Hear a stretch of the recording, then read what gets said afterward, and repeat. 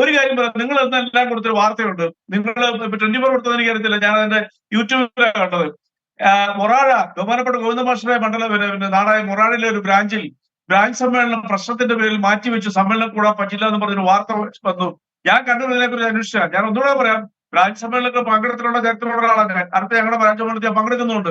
ഒരു കാര്യം പറയാം, അവിടെ അന്വേഷിച്ചപ്പോ എന്താ, 3 സഖാക്കൾക്ക് ഇന്ന് അവിടെ സമ്മേളനത്തിൽ പങ്കെടുക്കാനായിട്ടുള്ള ബുദ്ധിമുട്ടുള്ള അവർ വീട് അറിയിച്ചു. അവരുടെ കൂടെ സൗകര്യാർത്ഥം ആ സമ്മേളനം ഉടനെ തുടങ്ങാൻ പോവാ.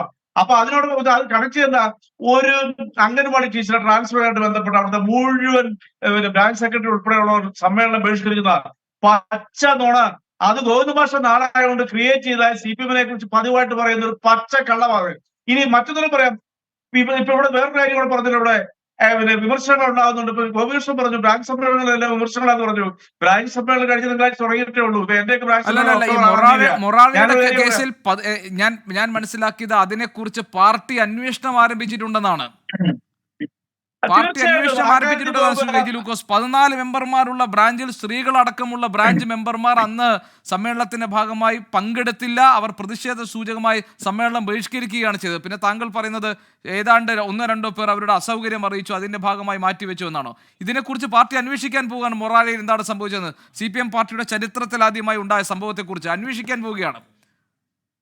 ഗോപികൃഷ്ണ, ഒരു മിനിറ്റിലേക്ക് സമയം തരണം. ഞാൻ പറഞ്ഞല്ലോ, ഞാൻ മൊറാഴയായിട്ട് ബന്ധപ്പെട്ട പാർട്ടി ഘടകവുമായിട്ട് ഞാൻ കണ്ണൂരിൽ വിളിച്ച് സംസാരിച്ച് എനിക്കറിയാം, എങ്കിലും പോലും ഞാൻ ബോധ്യപ്പെട്ടിട്ടാണ് ഈ ചർച്ചയിലിരിക്കുന്നത്. വേണമെങ്കിൽ ആരെ വിളിച്ചോണ്ട് നമ്പരോടെ അയച്ചു തരാം. അവിടെ സംഭവിച്ചത് സാധാരണ കേരളത്തിൽ ഇവിടെ 100 മാധ്യമ സമ്മേളനങ്ങൾ മാറ്റിവെക്കാറുണ്ട്, അസൗകര്യം കൊണ്ട്. അവിടെ സംഭവിച്ചതാണ്, വാർത്തകൾ കൊടുത്തപ്പോൾ അവർ മുഴുവൻ ബഹിഷ്കരിച്ചു. വസ്തുത അതല്ല.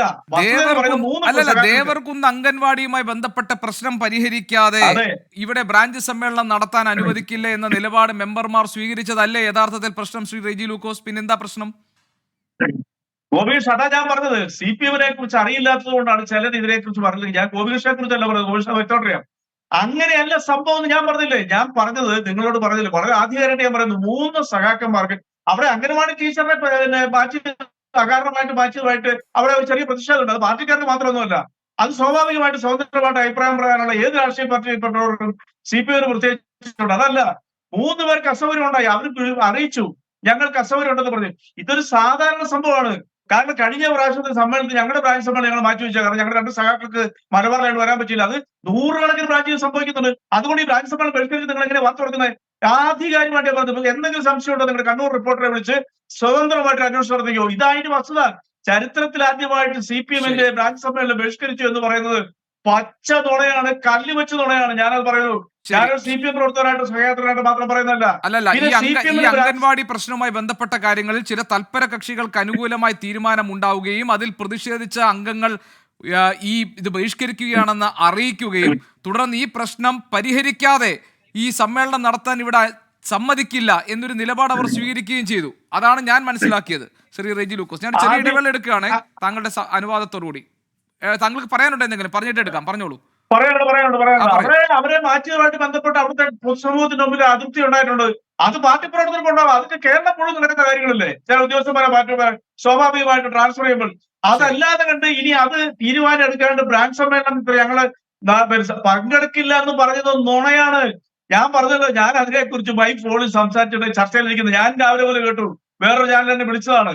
അപ്പൊ ഈ രാവിലെ ബൈറ്റ് എടുക്കാൻ വേണ്ടിയിട്ട് ഞാൻ അതുകൊണ്ട് ഗോപികൃഷ്ണ വളരെ ആദ്യമായിട്ട് പറയുന്നത്, CPM-നെ കുറിച്ച് ചമയ്ക്കുന്ന ഒരു ചമത്കാരമല്ല. അതുകൊണ്ട് ഇതിനകത്ത് ഒരു പെർസെന്റേജ് പോലും ഇതിന് സത്യമില്ല. അതിർത്തി ഉണ്ടായിട്ടുണ്ടാവും. ഞാൻ സംസ്ഥാന സെക്രട്ടറി, അതായത് MP ഗോവിന്ദന്റെ നാട്ടിൽ ഇത് ആദ്യമായിട്ടാണ് ഇങ്ങനെ ഒരു സംഭവം എന്ന കാര്യത്തിൽ താങ്കൾക്ക് തർക്കമില്ലല്ലോ. സമ്മേളന വേദിയിൽ ഉദ്ഘാടകനും ലോക്കൽ കമ്മിറ്റി പ്രതിനിധികളും എത്തി അവർ മടങ്ങിപ്പോകുന്ന സാഹചര്യം ഇതിനു മുൻപ് ഉണ്ടായിട്ടുണ്ടോ ശ്രീ റെജി ലൂക്കോസ്? ഇത് ആദ്യത്തെ സംഭവമല്ല. എന്നിട്ട് താങ്കൾ പറയുന്നത് ഇവരെ അറിയിച്ചിരുന്നു, അറിയിച്ച ശേഷം അത് മാറ്റിവെച്ചു. ഇങ്ങനെയാണോ സംഭവിച്ചത്? യഥാർത്ഥത്തിൽ സംഭവിച്ചത് എന്താ? ഉദ്ഘാടകൻ എത്തി, അവിടെ പ്രതിനിധികൾ എത്താതെ തിരിച്ചുപോയ സാഹചര്യം അവിടെ ഉണ്ടായത്. അത് പല പാർട്ടികളുടെ, ഞങ്ങളുടെ പാർട്ടിയിലാണെങ്കിൽ ചില പരിപാടിയൊക്കെ നടക്കുമ്പോഴത്തേക്കും നമ്മൾ പോസ്റ്റ്പോൺ ചെയ്തവർ അറിയാതെ കൊണ്ട് എത്രയോ ആളുകൾ വരുന്നു പങ്കെടുക്കാൻ വേണ്ടി. അങ്ങനെ എത്തുന്ന ആളാണോ ഉദ്ഘാടകൻ? ഇത് കേൾക്കും. ഞാൻ പറഞ്ഞ് പൂർത്തീകരിക്കട്ടെ. നിങ്ങൾക്ക് അങ്ങനെ രീതിയിൽ വാർത്ത കൊടുക്കേണ്ടത് നിങ്ങളുടെ ആവശ്യമാണ്. അവിടെ അങ്ങനെ സംഭവിച്ചിട്ടില്ലാതെ ഞാൻ പറയുന്നു.